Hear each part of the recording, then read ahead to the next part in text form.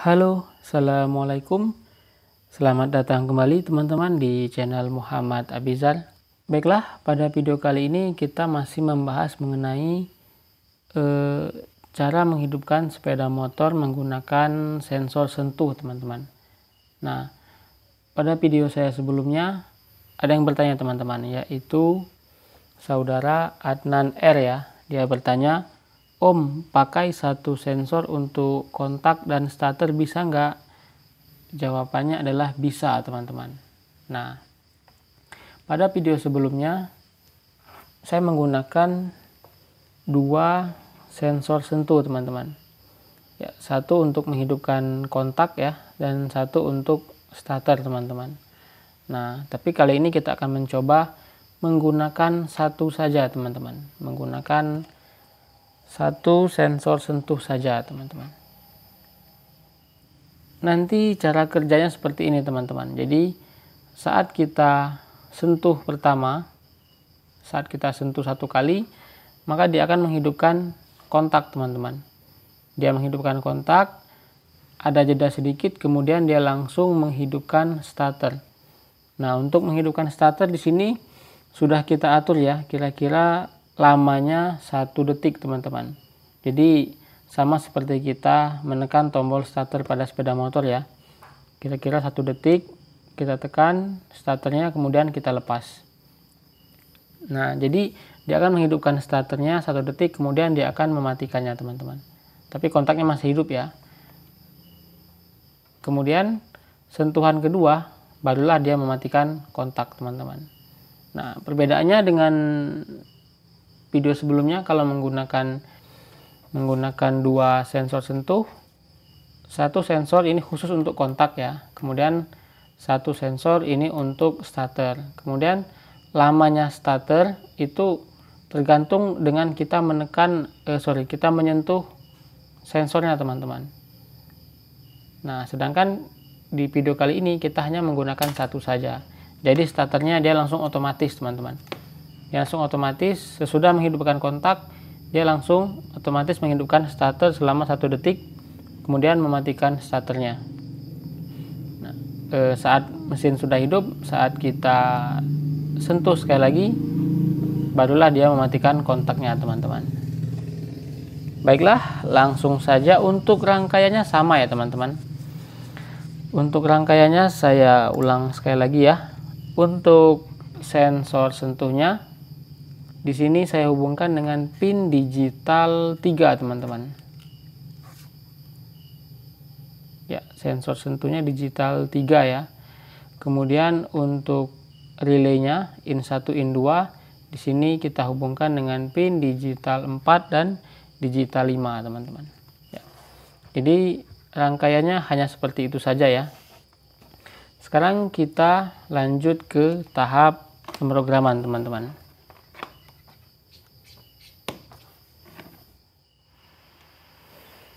Baiklah, sekarang kita lanjut ke tahap pemrograman, teman-teman. Yang pertama, sensor sentuh ya. Di sini kita hubungkan dengan pin digital 3. Kemudian kontak ini in 1, teman-teman. Kita hubungkan dengan pin digital 4. Kemudian starter pin digital 5. Kemudian di sini terdapat status kontak, di mana status awalnya adalah 0 ya. Kemudian sensor sentuh kita set sebagai input, kontak starter kita set sebagai output. Kemudian ini langsung kita set high ya. Kemudian kondisi, teman-teman. Di sini terdapat variabel kondisi ya. Kondisi ini untuk menampung hasil pembacaan dari sensor sentuhnya, teman-teman. Jadi jika kondisinya 1, ini saat disentuh ya, saat kita menyentuh sensor sentuhnya dia kondisinya 1. Nah, jika kondisinya 1, maka dia akan membaca perintah di bawahnya, yaitu dia akan membaca kembali. Jika status kontaknya ada 0, awalnya kan 0 nih status kontaknya. Nah, jika status kontaknya 0, maka kita akan menghidupkan kontak, teman-teman. Status kontaknya kita balik menjadi 1 ya. Jika statusnya 0, kita balik menjadi 1. Kemudian kita akan menghidupkan kontak, teman-teman. Menghidupkan kontak. Kemudian di sini kita beri jeda sedikit ya. Beri jeda sedikit 500 milisecond ya. Setengah detik ya. Kemudian nah, di sini perbedaannya. Di sini kita langsung starter, teman-teman. Jadi setelah dia menghidupkan kontak, dia langsung otomatis starter.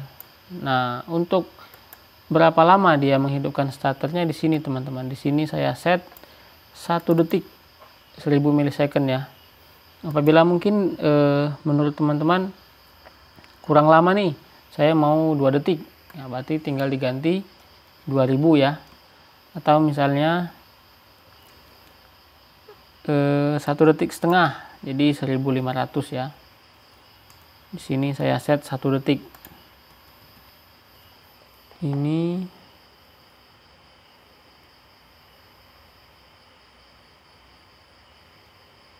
lama dia starter ya. Nah, kemudian saat dia menghidupkan starter selama 1 detik, kemudian starternya langsung dimatikan, teman-teman. Nah, kemudian ini apabila saat disentuh, dia akan membaca kembali, teman-teman.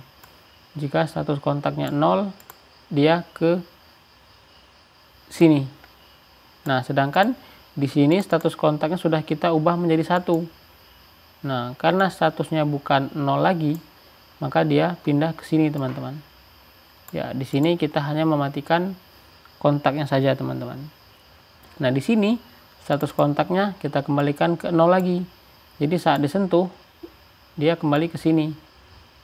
Nah, di sini status kontaknya kita ubah 1. Jadi terus-menerus seperti itu, teman-teman. Baiklah, sekarang langsung saja kita upload ya.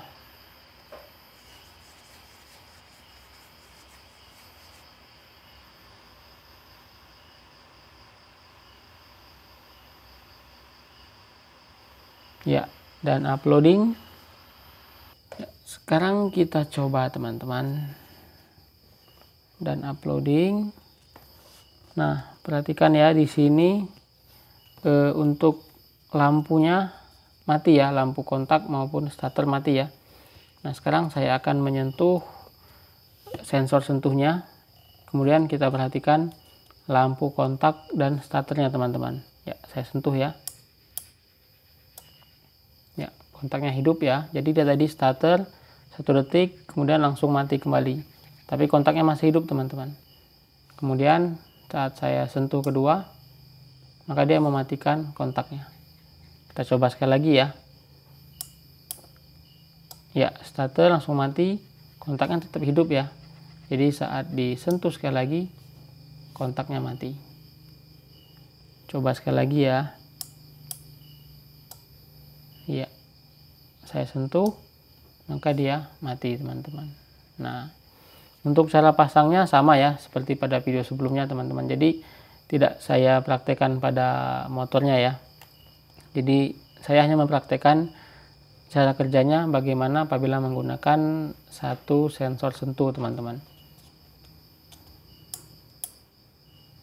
Ya, mati. Bila teman-teman ada pertanyaan, silakan tulis di kolom komentar ya.